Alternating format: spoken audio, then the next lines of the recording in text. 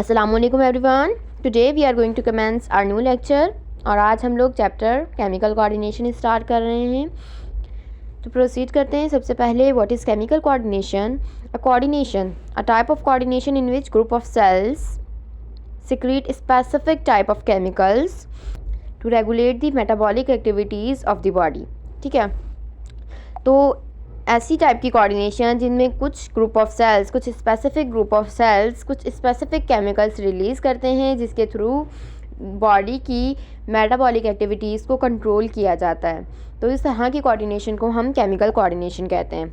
अब जो chemical coordination है, how it is different from nervous coordination, ये इस तरह डिफरेंट है कि नर्वस कोऑर्डिनेशन जो है वो लॉन्ग रेंज नहीं होते हैं, जबकि जो केमिकल कोऑर्डिनेशन होते हैं वो लॉन्ग रेंज होते हैं। ठीक है, और केमिकल कोऑर्डिनेशन में एक स्पेसिफिक सेल काम कर रहा होता है और नर्वस कोऑर्डिनेशन में throughout the cell to cell जो है वो साइनेप्स बन रहे होते हैं। जिस तरह हमने पढ़ा था, साइनेप्स बन रहे होते हैं, उसके थ्रू काम हो रहा होता है। ठीक है,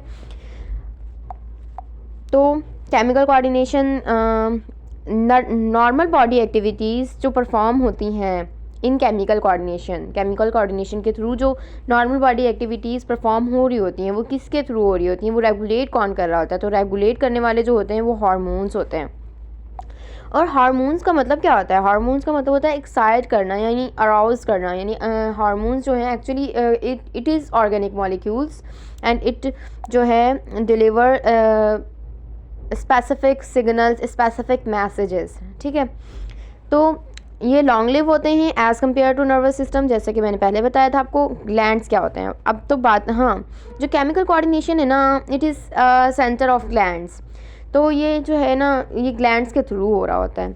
अब ग्लैंड्स कितनी तरह के होते हैं ये देखते हैं। सबसे पहले ग्लैंड्स होते क्या हैं? ग्लैंड्स एक्चुअली ना, ग्लैंड्स को हम कहते हैं कि ये जो है ना मॉडिफाइड एपिथेलियल टिश्यूज़ हैं।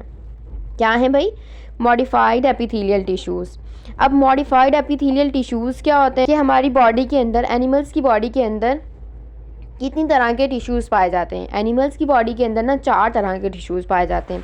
एक होते हैं एपिथेलियल टिश्यूज़, एक होते हैं कनेक्टिव टिश्यूज़, एक होते हैं मस्कुलर टिश्यूज़, एक होते हैं नर्वस टिश्यूज़।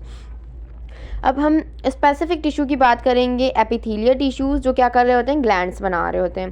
तो एपिथेलियल टिश्यू जो होते हैं ना, ये मॉडिफाइड होकर ग्लैंड्स बनाते हैं। तो ग्लैंड्स को हम ये भी कहते हैं कि मॉडिफाइड एपिथेलियल टिश्यूज़ होते हैं। अब जो ग्लैंड्स होते हैं ना, वो मेनली तौर पर कह रही हूँ कि मेनली तौर पर 2 तरह के होते हैं, एक्सोक्राइन एंड एंडोक्राइन। इससे हटकर भी होते हैं, ऐसा नहीं कि नहीं होते, लेकिन मेनली तौर पर they are divided into 2 types, endocrine and exocrine. अब एंडोक्राइन ग्लैंड्स जो होते हैं ना, वो डक्टलेस ग्लैंड्स होते हैं। डायरेक्टली पोर कर दिया जाए केमिकल्स को, अगर हम डायरेक्टली पोर कर रहे हैं इनटू ब्लड स्ट्रीम, तो ये क्या हैं? ये एंडोक्राइन ग्लैंड्स हैं, डक्टलेस ग्लैंड्स हैं। और एक्सोक्राइन ग्लैंड्स कौन से ग्लैंड्स होते हैं? वो ग्लैंड होते हैं जो कि डक्ट के थ्रू अपनी सिक्रीशंस को जो है वो पोर कर रहे होते हैं इनटू ब्लड। ठीक है, exocrine contain duct for their secretions. अब एंडो और एक्सो तो मेनली तौर पर तो ये ही 2 होते हैं, लेकिन कुछ टाइप के ग्लैंड्स होते हैं जिन्हें हम हेट्रोक्राइन ग्लैंड्स कहते हैं। वो एंडो और एक्सो दोनों का काम कर रहे होते हैं। एग्जाम्पल है ना, वो है पैंक्रियास। ठीक है, फिर उसके बाद हमारा आ जाता है हार्मोन। मैंने कहा कि हार्मोन क्या होता है? एक्साइट करने वाला मैसेंजर होता है, एक्चुअली केमिकल मैसेंजर होता है। तो हार्मोन का मतलब क्या होता है? टू एक्साइट और टू सेट इन मोशन। ठीक है, ये स्मॉल ऑर्गेनिक मॉलिक्यूल होता है जो कि कंसंट्रेशन में लो होता है और मैसेज को इफेक्टर तक पहुंचाता है। क्या है भाई? स्मॉल इन अमाउंट होता है और जो मतलब इसकी कंसंट्रेशन कम है, लेकिन ये क्या करता है? मैसेज को इफेक्टर तक पहुंचाने का काम करता है। ठीक है, अब जो हार्मोन्स हैं वो डिस्कवर्ड किसने किए थे? तो ये बैलेस एंड स्टार्लिंग ने डिस्कवर किए थे, थ्रू सेक्रेटिन डिस्कवर किए थे। जो ड्यूडिनम से रिलीज़ होता है ना सेक्रेटिन, उसके थ्रू इन्होंने हार्मोन को डिस्कवर किया था, बैलेस एंड स्टार्लिंग ने। क्लासिफिकेशन ऑफ हार्मोन्स की बात करते हैं। जो मेनली तौर पर क्लासेस होते हैं ना हार्मोन्स की, वो amino acid in nature, protein in nature and steroid in nature होते हैं। ठीक है, अब और भी मज़ीद होती हैं, लेकिन मेनली तौर पर ये होती हैं 3। लेकिन हमारी बुक के लिहाज से it is divided into 5 classes. ठीक है, तो प्रोटीनियस अमाइनो एसिड, यानी कि प्रोटीनियस से तो पता लग रहा है कि क्या है भाई, ये प्रोटीन इन नेचर होता है। तो मोस्टली जितने भी हार्मोन होते हैं ना, तकरीबन की बात कर रही हूँ, वो होते हैं प्रोटीनियस इन नेचर, ठीक है। तो इसमें थायरोट्रॉफिक हार्मोन आ जाता है, सोमैटोट्रॉफिक हार्मोन आ जाता है, गोनाडोट्रॉफिक हार्मोन आ जाता है, यानी इंटीरियर पिट्यूटरी से रिलीज़ होने वाले ये जो तीनों हार्मोन्स हैं ना, ये आ जाते हैं। और पैंक्रियाज से रिलीज़ होने वाला इंसुलिन भी आ जाता है। ओके, तो इसकी एग्जांपल्स को आपने लर्न ज़रूर करना है। फिर उसके बाद अमाइनो एसिड डेरिवेटिव्स आ जाते हैं। अमाइनो एसिड डेरिवेटिव्स में थायरॉक्सिन होता है। दैन उसके बाद स्टेरॉयड हार्मोन्स आ जाते हैं। स्टेरॉयड हार्मोन्स जो होते हैं ना, उनमें सेक्स ऑर्गन्स में जो हार्मोन्स पाए जाते हैं वो आ जाते हैं।